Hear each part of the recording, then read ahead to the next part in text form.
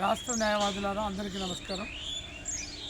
మీ అందరికీ తెలుసు, నా యొక్క నామినేషన్ రిజెక్ట్ చేయటం అనేది జరిగింది. దాంతోపాటు మిగతా 5గురు గట్టు శ్రీనివాస్ గారు, తర్వాత అల్లం నాగరాజు, సూర్యక్క, ఇంకా పద్మారావు అనేటువంటి వ్యక్తుల యొక్క నామినేషన్ కూడా రిజెక్ట్ చేయటం అనేది జరిగింది.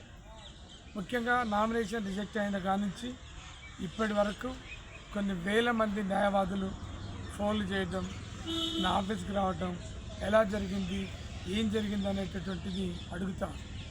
నామినేషన్ నింపేటప్పుడు మనం తప్పు చేసినవా, ఎందుకు నామినేషన్ రిజెక్ట్ అయిందని అడుగుతున్నటువంటి పరిస్థితి. ముఖ్యంగా నా న్యాయవాద సోదరులందరూ కూడా విషయం చెప్తున్నా, నామినేషన్ వేసేటటువంటి సమయంలో ఎలాంటి తప్పులు చేయలేదు, ఎలాంటి ఎక్కువలు తక్కువలు నింపలేదు. టెక్నికల్ కారణాల వల్ల అది నామినేషన్ అనేటటువంటి రిజెక్ట్ కాలేదు. మీ అందరికీ తెలుసు, ఈ రాష్ట్ర తెలంగాణ బార్ కౌన్సిల్ సంబంధించినటువంటి ఆదాయ వ్యయాలని డిక్లేర్ చేయమని నేను ఫైట్ చేసిన. ఈ రాష్ట్ర బార్ కౌన్సిల్ ఎలక్షన్స్ పెట్టమని చెప్పేసి మరి రిట్ ఫైల్ చేయడం అనేది జరిగింది. ముఖ్యంగా ఈ అడ్వకేట్ వెల్ఫేర్ టికెట్ల వ్యవస్థని రద్దు చేయమని డిమాండ్ చేయడం అనేది జరిగింది. ఈ రకంగా న్యాయవాదులకు సంబంధించినటువంటి అనేక మందిని మీద దాడులు జరుగుతున్నప్పుడు, హత్యలు జరుగుతున్నప్పుడు నిలబడి ఈ రాష్ట్రంలో తెలంగాణ అడ్వకేట్స్ ప్రొటెక్షన్ యాక్ట్ తీసుకురమ్మని ఫైట్ చేయడం జరిగింది. రకరకాల ఇష్యూస్, అడ్వకేట్లకు సంబంధించినటువంటి ఇష్యూస్ మీద పనిచేయటం అనేటువంటి జరుగుతాం.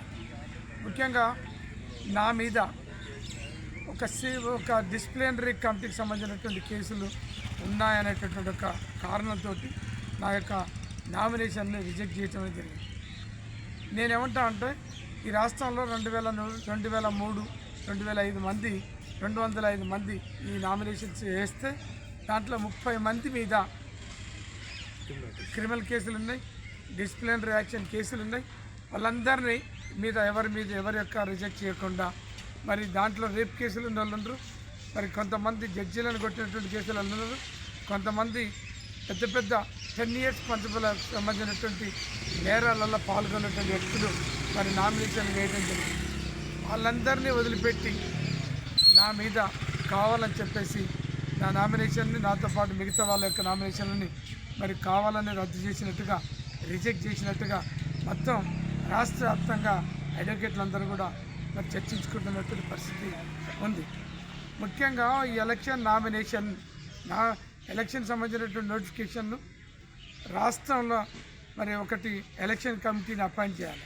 హై పవర్ కమిటీ మరి వర్ధన్ జడ్జిమెంట్ ప్రకారంగా సుప్రీంకోర్టు వారు ఏం చేశారంటే, ఈ రాష్ట్రంలో తెలంగాణ బార్ కౌన్సిల్ ఎన్నికలు లేదా ఇతర రాష్ట్రాల బార్ కౌన్సిల్ ఎన్నికలు జరపడం కోసం ఒక హై పవర్డ్ కమిటీని అపాయింట్ చేయడం అనేది జరిగింది. ఆ హై పవర్డ్ కమిటీ యొక్క సమాచారం లేకుండా, పర్మిషన్స్ లేకుండా తెలంగాణ రాష్ట్ర బార్ కౌన్సిల్ మరి సెక్రటరీ డైరెక్ట్గా ఎలాంటి పర్మిషన్ లేకుండా, అనుమతులు లేకుండా ఎలక్షన్ నోటిఫికేషన్ జారీ చేయడం అనేది జరిగింది. ఈ నోటిఫికేషన్ అనేది సుప్రీంకోర్టు ఇచ్చినటువంటి ఆదేశాల మేరకు, డైరెక్షన్స్ మేరకు ఈ యొక్క గెజిట్ నోటిఫికేషన్, ముఖ్యంగా ఎలక్షన్ నోటిఫికేషన్ జారీ చేయలేదు. Returning officer of the bar council elections వారు మాత్రమే ఈ యొక్క నోటిఫికేషన్ జారీ చేయాలి.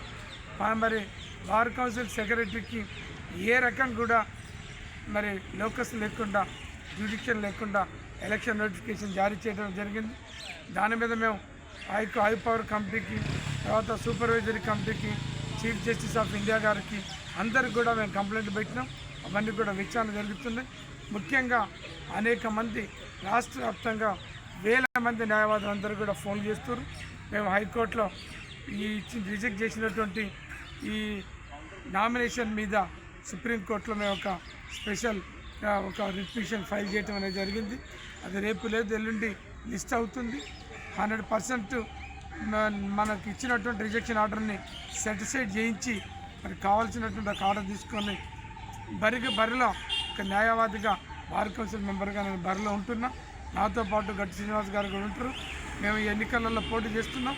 ఎంతోమంది ఎన్నో రకరకాల ఆలోచనలతోటి రకరకాల వ్యవహారాలు చేసినటువంటి అంతా కూడా మీ అందరికీ కూడా తెలుసు. ఏ రకం జరిగింది, ఎందుకు జరిగింది అనేటటువంటి మీ అందరికీ కూడా తెలుసు. ఎన్నికల బరిలో నేనున్నా, నిలబడుతున్నాం. ఫైట్ చేస్తున్నాం.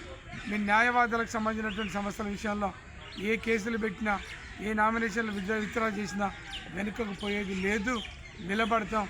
పదవులున్నా లేకున్నా మేము ఖచ్చితంగా అడ్వకేట్ల సమస్యల మీద, లీగల్ ఫ్యాటిలిటీ ఎదుర్కొంటున్నటువంటి సమస్యల మీద పనిచేస్తామని, ఎవరికి కూడా భయపడొద్దని, ఎవరికి కూడా మరి ఇబ్బంది పడొద్దని, ధైర్యంగా ఉండాలని నాకు సంబంధించినటువంటి నా యొక్క బ్రదర్స్, సిస్టర్ అడ్వకేట్లు అందరికీ కూడా నేను ప్రత్యేకంగా నేను విన్నవించుకుంటున్నాను. Thank you. మీ రాపల్లి భాస్కర్, హైకోర్టు అడ్వకేట్, హైదరాబాద్.